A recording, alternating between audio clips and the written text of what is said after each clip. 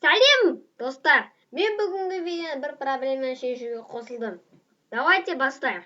Сәлем, сендер видео шығарсам да бізде комментарий жоқ. Мен осыны түсінбедім. Тек әр видеода 3 просмотр ғана, ал комментарий жоқ. Сонымен мен түсінбедім. Сендер видеоны қарайсыңдар ма, қарамайсыңдар ма? Екі-ақ қана просмотр алады видеодай жаңалықтардан. Ал сендер қарамайсыңдар.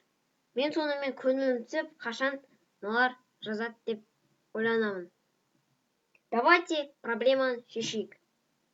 Сонымен сендер просто комментарийға жазасыңдар. Вот так. Мысалы, вот так. Сен Компот каналына қалай қарайсың? Немесе былай. Саған қандай түс ұнайды? Деп жазуға болады. Енді орысшаға кезек берейік. Привет, я всегда выпускаю видео, но нет комментариев. Я ничего не понял. Каждое видео только 3 просмотра, а комментариев нету. Надо решить эту проблему. Давайте сейчас разберемся.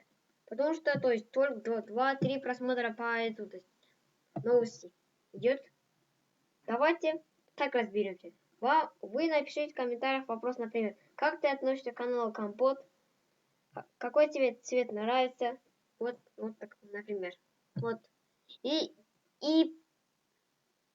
будет ссылка в правом верхнем углу.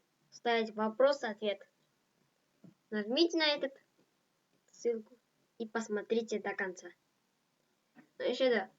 Он жақта үстіден бір ссылка шығатын болады. Ортасында немесе басында, аяғында шығуы мүмкін. Сол ссылканы басып, видеоны көріңдер. Бәріне сау болыңыз. Всем